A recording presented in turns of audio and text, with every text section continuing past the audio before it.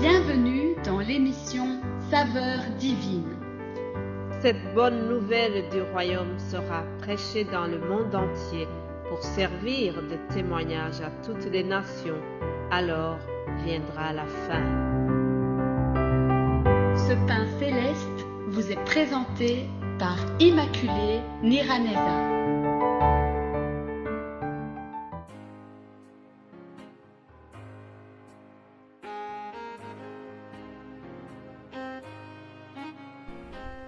Bienvenue très chers amis à l'écoute de l'émission Saveurs divines. Que la grâce de notre Seigneur soit avec vous. Remercions le Seigneur qui nous fait arriver à ce jour. Nous sommes encore dans les débuts de notre semaine. Hier, je vous ai donné le thème que nous allons suivre. Ça sera sur la puissance de l'Esprit Saint. Par l'Esprit Saint, nous sommes guéris de nos maladies. Oui, il guérit nos maladies. Nous allons voir quelqu'un qui a été guéri, un homme qui était boiteux de naissance. Je pense qu'après sa guérison, il y avait vraiment une louange qui sortait de sa bouche, une louange que je peux comparer à celle-ci que nous trouvons dans Psaume 63. Lisons le Psaume 63, 4 à 6. Il est écrit: car ta bonté vaut mieux que la vie, mes lèvres célèbrent tes louanges.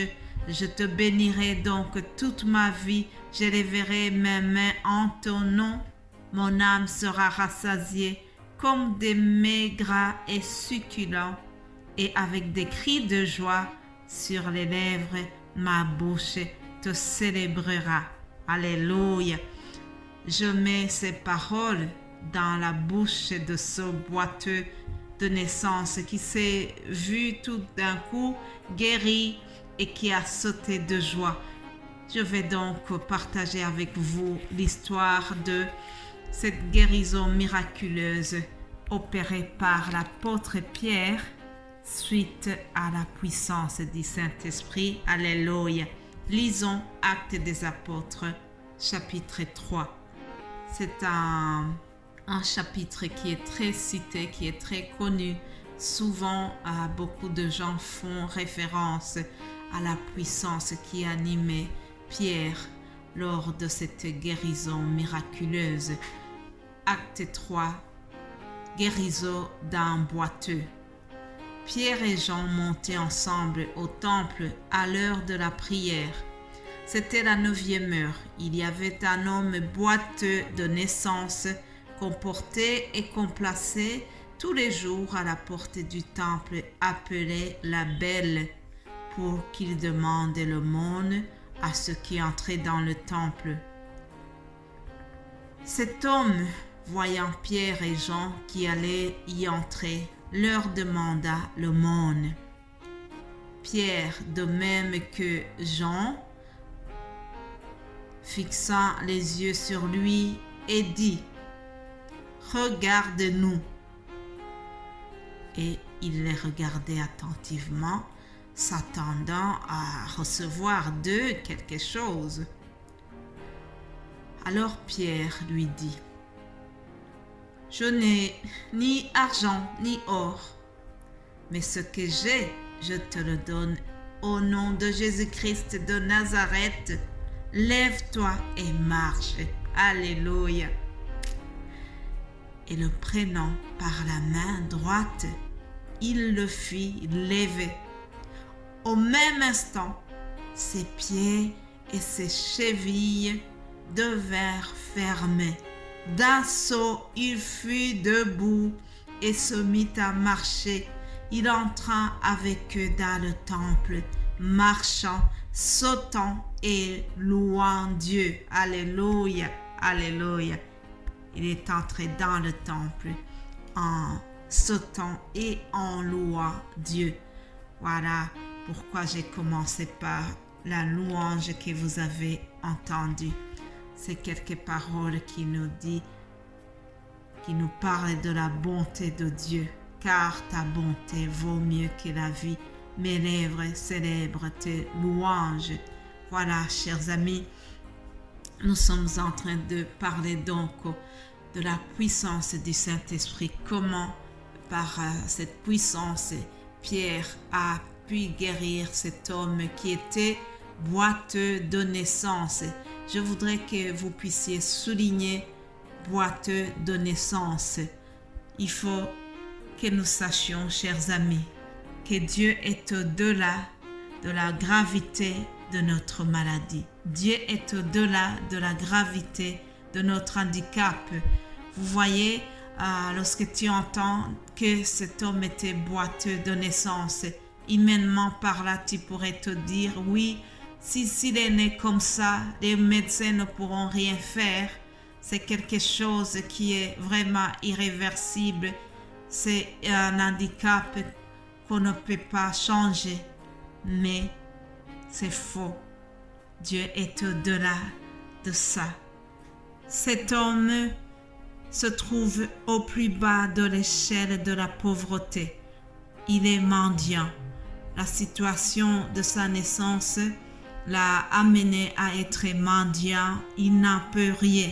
Alors, il a choisi un endroit stratégique où il va se placer pour mendier, pour susciter la pitié des personnes qui viennent au temple. Il est allé donc se placer à l'entrée du temple et c'est là que Pierre et Jean l'ont trouvé. Alors, les deux apôtres ont jeté un œil sur lui. Ils ont été très touchés par sa situation. Tout comme toi et moi, si nous sommes vraiment enfants de Dieu, chers amis, nous devons aussi être sensibles, avoir la générosité à l'égard des pauvres. Savez-vous que c'est une obligation? Oui, la Bible nous oblige à prendre soin des pauvres. Dieu se réjouit lorsqu'il voit que nous prenons soin des pauvres. C'est une recommandation de notre Père céleste. Je vais vous donner quelques versets bibliques qui soulignent vraiment cela, qui soulignent comment nous devons, si nous avons vraiment la foi, si nous avons choisi d'être enfants de Dieu, notre foi doit s'accompagner par les bonnes œuvres, notre foi doit s'accompagner par les gestes de générosité, surtout à l'égard des pauvres. Lisons le prophète Ésaïe 58, versets 7 à 8. Il est écrit: « Partage ton pain avec celui qui a faim et fais entrer dans ta maison les malheureux sans asile. Si tu vois un homme nu, couvre-le et ne te détourne pas de ton semblable. » Voilà, première recommandation. Un autre texte que je vous lis dans Luc 14, Évangile selon Luc 14, à partir du verset 12, il est écrit: « Il dit aussi à celui qui l'avait invité: lorsque tu donnes à dîner ou à souper, n'invite pas tes amis, ni tes frères, ni tes parents, ni des voisins riches, de peur qu'ils ne t'invitent à leur tour et qu'on ne te rende l'appareil. Mais lorsque tu donnes un festin, invite des pauvres, des estropiés, des boiteux, des aveugles, et tu seras heureux de ceux qui ne peuvent pas te rendre l'appareil, car elle te sera rendue à la résurrection des justes. » Alléluia. Ce sont tous des versets tellement clairs, mais qui nous invitent à prendre soin des pauvres. Je n'ai pas dévié mon sujet, mais c'est parce que nous sommes sur cet homme pauvre, cet homme mendiant, cet homme boiteux de naissance. Je voulais juste vraiment insister sur cette catégorie de personnes, puisque Jésus-Christ a toujours insisté sur le fait que nous devons prendre soin des pauvres. Alors, Pierre et Jean ont aussi eu compassion de cette personne, mais ils lui ont dit, Pierre lui dit, je n'ai ni argent ni or, je peux m'imaginer ce qui a été les pensées qui ont traversé l'esprit de cet homme lorsqu'il lui a dit qu'il n'a ni argent ni or. Certainement qu'il a commencé à s'énerver en disant « Pourquoi est-ce que alors tu t'arrêtes? Pourquoi est-ce que tu me parles si tu n'as même pas de monnaie à me donner ?» Certainement qu'il commençait un peu à s'énerver dans son cœur. Peut-être qu'il se disait, celui-là, il est venu juste pour se moquer de ma situation, se moquer de moi. Et il me dit qu'il n'a aucune pièce dans sa poche. Mes chers amis, Pierre avait plus que la monnaie. Alléluia. Vous savez, Dieu nous bénit au-delà de nos attentes. Dieu est bon. Lorsque nous demandons à Dieu, nous devons toujours viser plus haut parce qu'il est riche en bonté, parce qu'il nous bénit au-delà de ce que nous avons besoin. Alors, je m'arrête ici. Je continuerai demain. Ce chapitre 3 nous prendra au moins 2 audios et puis je verrai aussi le chapitre 4. Passez une excellente journée et continuez à aspirer à la puissance du Saint-Esprit. Au nom de Jésus-Christ. Amen. Amen.